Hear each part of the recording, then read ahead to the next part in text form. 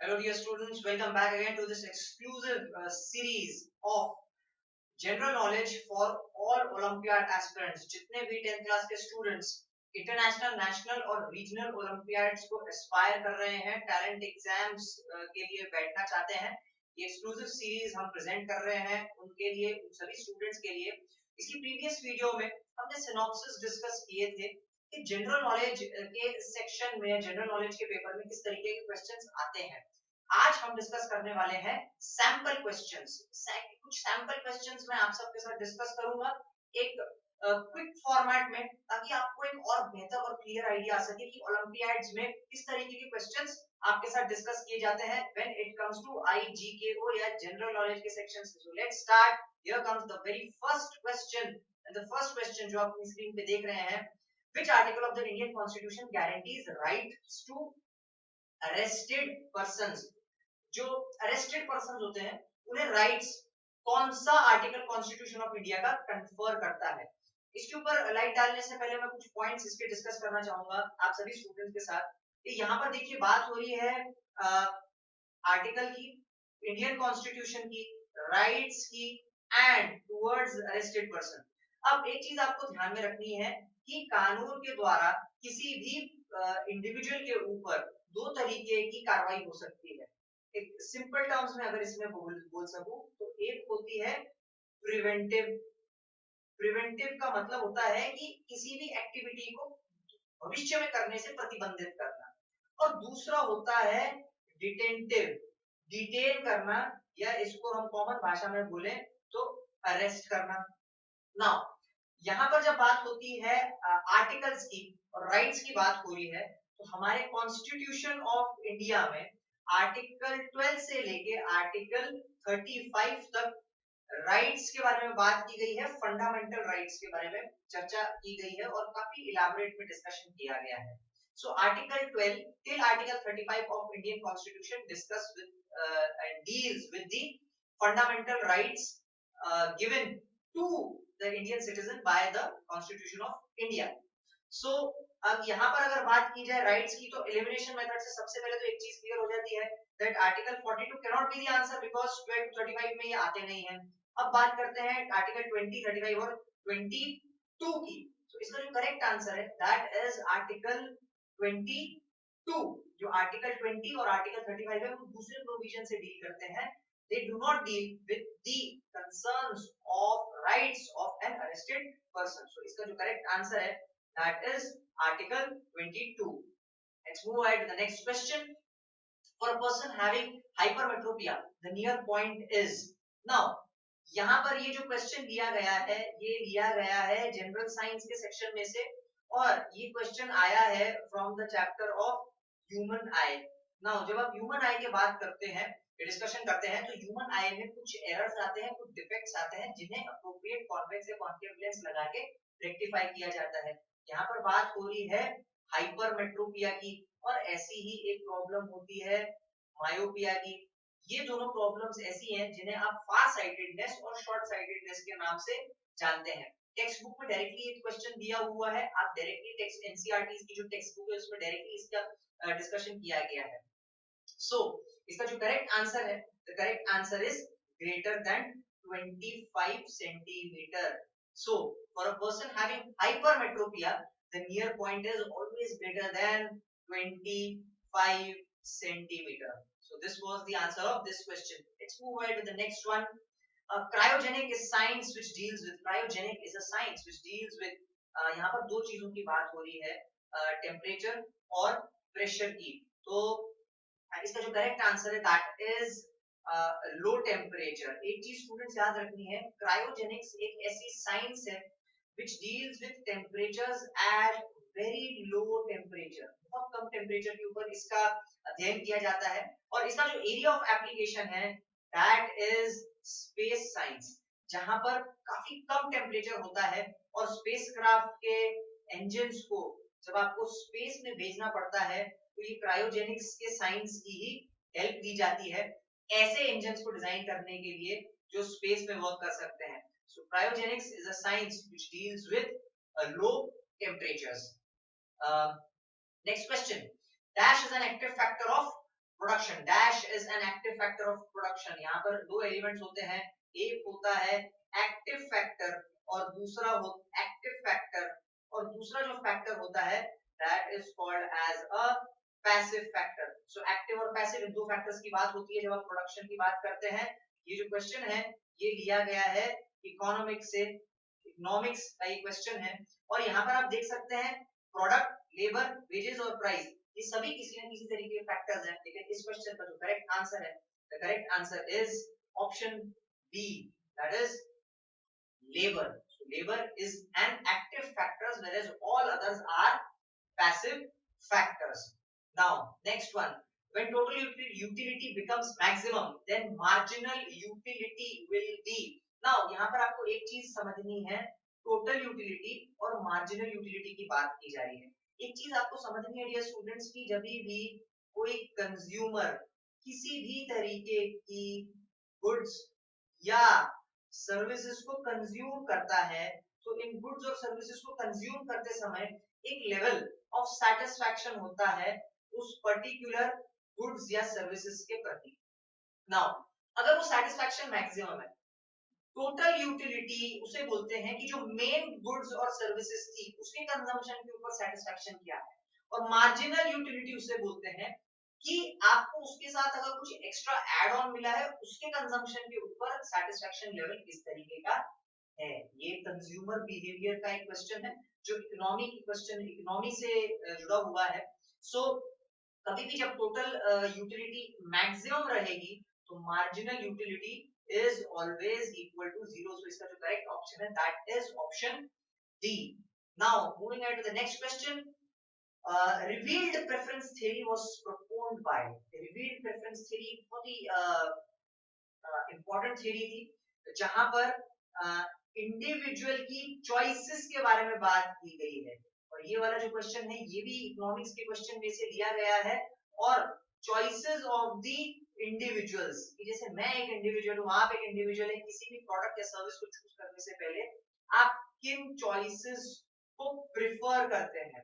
So what are your preferences, that is called as revealed preferences. यहाँ पर word इस्तेमाल किया गया है preference. So the correct answer is Samuelson. इसका जो करेक्ट आंसर है दैट इज सैमुअलसन। वो एक अमेरिकन इकोनॉमिस्ट थे, अमेरिकन अर्थशास्त्री थे, and Samuelson performed this theory of preference, revealed preference theory. So this was Samuelson. Moving on to the next question. 1 carat of diamond is equal to, एक चीज students ध्यान रखिए, यहाँ पर जो कैरेट है it is basically used for precious stones, और diamond के साथ साथ गोल्ड को भी काउंट करने के लिए इसका इस्तेमाल होता है। लेकिन यहाँ पर गोल्ड नहीं पूछा गया है, यहाँ पर आपको पूछा गया है डायमंड के बारे में। डायमंड जो कि एक एलोट्रॉप है कार्बन का। तो इसका जो करेक्ट फैक्चुअल क्वेश्चन है ये, तो आपको ये याद रखना है। इसका जो करेक्ट आंसर है that is 0.2 grams. So 0.2 gram, so 1 carat is equal to 0.2 grams when you are talking about diamond। ये चीज आपको ध्यान में रखनी है कि डायमंड है, this is not gold, this is what you have to keep in mind। Next question, wood spirit is which of the following, wood spirit is which of the following। so students general science के chemistry में से ये वाला question पूछा गया है, और यहाँ पर ये जो क्वेश्चन आया है दिस इज ऑर्गेनिक केमिस्ट्री के सेक्शन में से इस क्वेश्चन को लिया गया है। ऑर्गेनिक केमिस्ट्री एक ऐसा साइंस होता है जहां पर कार्बन और उससे रिलेटेड कंपाउंड्स के बारे में काफी डिटेल और डेप्थ में डिस्कशन होता है। और यहाँ पर अगर आप वुड स्पिरिट की बात करेंगे, इसे ये कंजम्पशन के लिए इतना हेल्दी नहीं रहता, this is unfit for human consumption. और इसमें से वुड स्पिरिट की अगर आप बात करेंगे तो wood spirit is nothing but methyl alcohol. So जो मीथेन होता है CH4, और उसमें जब आप ऐड कर देते हैं OH ग्रुप तो ये CH4 में से एक H डिटैच होके 3 रह जाता है, और ये OH जाके it forms Mithil alcohol। So correct answer is option C. Wood spirit is also called as methyl alcohol, that is CH3OH. Next question, which of the following is chief source of naphthalene? यहाँ पर students एक चीज देखिए, यहाँ पर ई आखिरी में आया है, सो इवन यहाँ पर भी कार्बन कंपाउंड की ही बात हो रही है। और कार्बन कंपाउंड की जब आप बात करेंगे तो यहाँ पर आपको चार ऑप्शन दिए हैं, मॉथबॉल, मॉथफ्लेक्स, स्टार कैम्फर, बट जो चीफ सोर्स है, सबसे इंपॉर्टेंट सोर्स है नैप्थलीन का इन चारों में से, that is coal tar. So इसका जो करेक्ट आंसर है दैट इज कोल टार।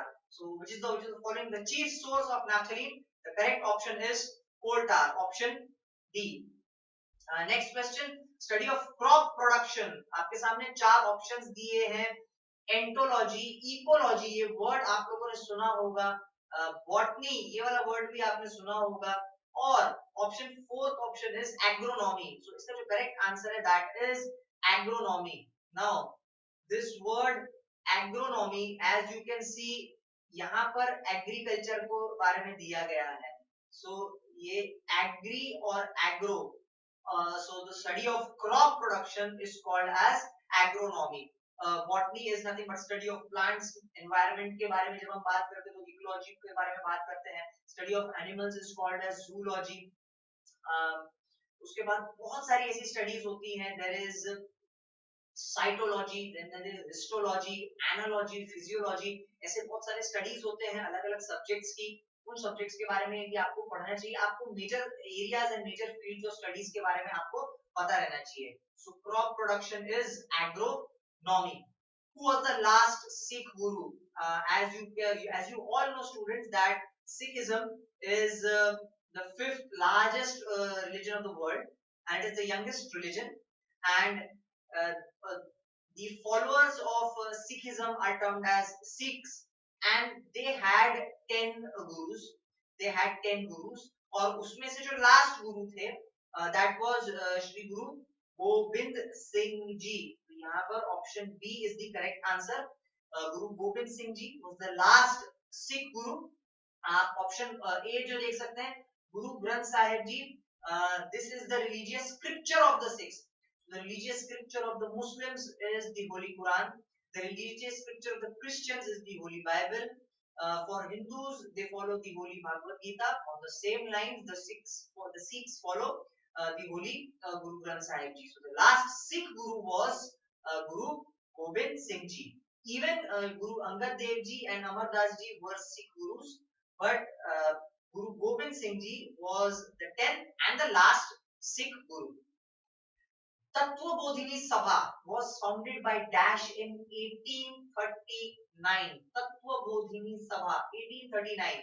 ये मैं स्टूडेंट्स उस समय की बात कर रहा हूं जब इंडियन सोसाइटी में वेस्टर्न एजुकेशन पेनिट्रेट कर चुका था, because of the advent of Europeans, because of advent of the British, और उन वेस्टर्न एजुकेशन की आइडियाज से इन्फ्लुएंस होके जो एनलाइटेंड इंडियंस थे, उन्होंने एक बड़े पैमाने पर सोशल रिफॉर्म का काम किया, और उसी में से तत्वबोधिनी सभा भी एक थी, जिसका 1839 में गठन किया गया देवेंद्रनाथ टैगोर द्वारा।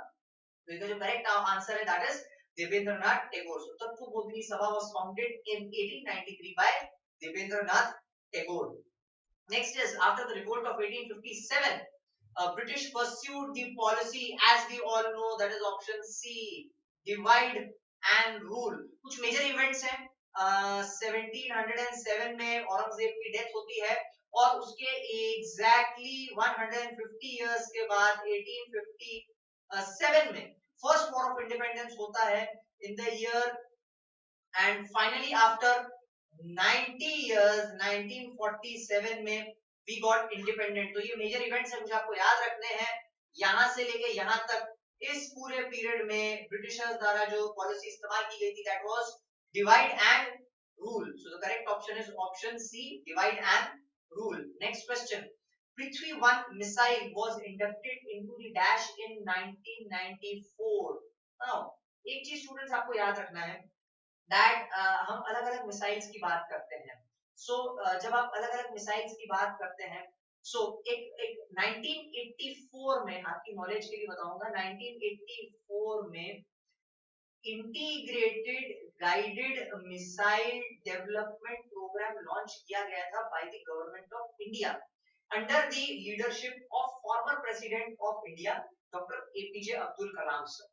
So IGMDP stands for Integrated Guided Missile Development Program.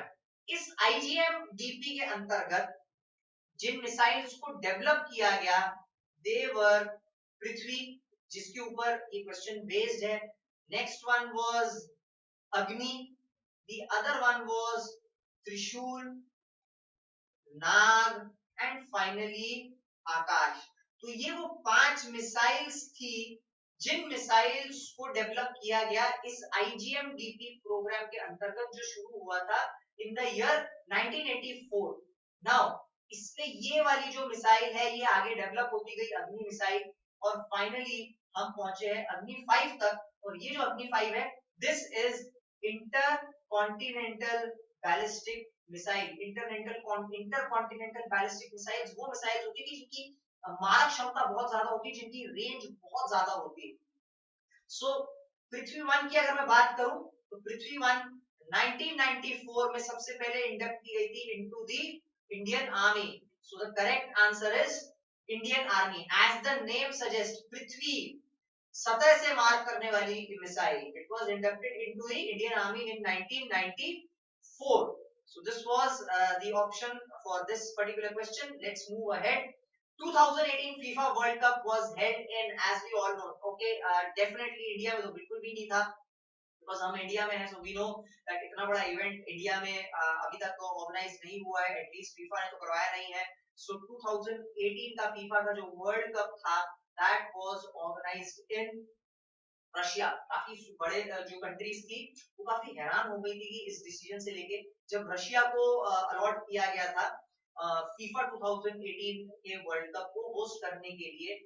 एक चीज आपको याद करनी है कि 2022 का जो वर्ल्ड कप होने वाला है फुटबॉल का, आपको बताना है कि वो कौन सी कंट्री में ऑर्गेनाइज होने वाला है. एशियन कंट्री है, it is an Asian country जिसमें वो ऑर्गेनाइज होगा. And most importantly it will be organized in Middle East. Middle East में ऑर्गेनाइज होने वाला है. तो अब तक आपने गेस कर लिया होगा 2022 का जो फीफा वर्ल्ड कप है वो होने वाला है इन कतार. It is going to be held in Qatar. So 2018 का रशिया में हुआ था ऑप्शन बी और 2022 का जो वर्ल्ड कप है वो ऑर्गेनाइज होने वाला है कतार में. Moving ahead to the next question. Dash is issued by the court in case of illegal detention of a person. Illegal detention of a person के लिए कोर्ट द्वारा हीबस कॉर्पस को इशू किया जाता है. हीबस कॉर्पस का मतलब है, ये वर्ड जो है कॉर्पस, यहां से इसका मतलब है you may have the body. आप उसे लेके जा सकते हैं because it is illegal detention. वो डिटेंशन जो है वो इलीगल है, वो मान्य नहीं है. It is illegal detention. तो यहाँ पर ये इंडियन जुडिशरी से वाला क्वेश्चन लिया गया है सिविक्स के पार्ट में से and the correct option is option B. Moving ahead to the next question we have at the time of emergency the Indian state becomes unitary. Unitary का मतलब एक ऐसा स्टेट जो पूरी तरीके से सेंटर के कंट्रोल में है. फ्रॉम, अब यहां पर आप देखिए आपके सामने 4 ऑप्शंस हैं, सेमी फेडरल, फेडरल, यूनिटरी. तो इमरजेंसी डिक्लेयर हो रही है तो स्टेट ऑफ अफेयर्स चेंज होंगे. तो यहाँ पर ऑलरेडी यूनिटरी है तो ऑप्शन सी यूनिटरी नहीं हो सकता. हमारा जो इंडिया है वो एक स्ट्रॉन्ग सेंटर के अंतर्गत स्टेट्स को कंट्रोल करता है, जहां पर 3 टियर गवर्नमेंट को फॉलो किया जाता है. 3 टियर गवर्नमेंट के प्रावधान को लाया जाता है. सो इसका जो करेक्ट आंसर है वो प्योरली फेडरल भी नहीं हो सकता. इसका जो करेक्ट आंसर है that is quasi federal. That is quasi federal. Okay, so this is quasi federal. So at the time of emergency, emergency कब, यहां पर कब इमरजेंसी लगती है? इमरजेंसी के प्रोविजंस इंडियन कॉन्स्टिट्यूशन के आर्टिकल्स में दिए हैं 352. ये नेशनल इमरजेंसी की बात की गई है जो इंडिया में 1975 में लगाई गई थी. उसके बाद में है 356 जिसे हम पॉपुलरली प्रेसिडेंट रूल से भी जानते हैं, और finally 360 that is financial emergency, जो आज तक कभी हमारे देश में लगी नहीं है। हालांकि 1991 में काफी मुश्किल हालात आ गए थे देश में, बट फाइनेंशियल इमरजेंसी आज तक कभी लगी नहीं है। और फाइनेंशियल इमरजेंसी के इस प्रावधान को बोरो किया गया था from the US constitution. So during the time of emergency India becomes unitary from quasi judicial, और ये क्वेश्चन में स्पेसिफिकली बात की जा रही है emergency under the provision of article 352, जो पॉपुलरली इंडिया में लगाई गई थी इन द ईयर 1975 में। So this was the answer for this particular question. Let's move ahead. The book titled Life and Death of Adolf Hitler. Life and Death of Adolf Hitler is penned by which of the following? इसका factual question है, इसका जो correct answer है that is James Cross Gibling. अगर आप Adolf Hitler की बात करते हैं तो Adolf Hitler Nazi German Nazi के लीडर थे, जर्मन नाजी के लीडर थे, जिनकी वजह से 1939 से लेकर 1945 तक वर्ल्ड वॉर 2 हुआ। और इनकी जो एडोल्फ हिटलर की ऑटोबायोग्राफी है, that autobiography is mean camp. Mean camp is the autobiography of Adolf Hitler.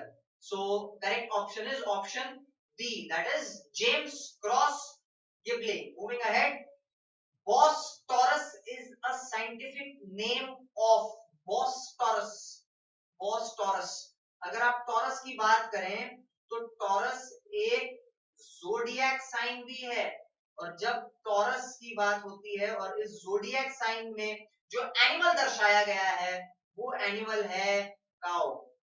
So Bos Taurus is the scientific name of cow. So correct option is option C, that is cow. Moving ahead to the last question, we have dash includes all prokaryotic animal organisms like bacteria, cyanobacteria and archaeobacteria. यहाँ पर तीन words आ गए prokaryotes. Prokaryote से एक word आता है you karyotic and prokaryotic. सो ये biology general studies में से ये बेसिकली बायोलॉजी का क्वेश्चन है। बैक्टीरिया, साइनोबैक्टीरिया और आर्कियोबैक्टीरिया, और इसका जो करेक्ट आंसर है दैट इज मुनेरा। 6 प्लांटी नहीं है, और उसके बाद में एनिमिलिया नहीं है, प्रोस्टिस्टा नहीं है, सो इट इज मुनेरा। Correct answer is option C. So ये स्टूडेंट्स एक क्विक रिवीजन था कि किस तरीके से सैंपल क्वेश्चंस पूछे जाते हैं आईजीकेओ में और जनरल नॉलेज के सेक्शन में। सो this was all about Olympiad sections for standard 10th. For more such videos, stay tuned, stay connected, keep learning. Thank you so very much.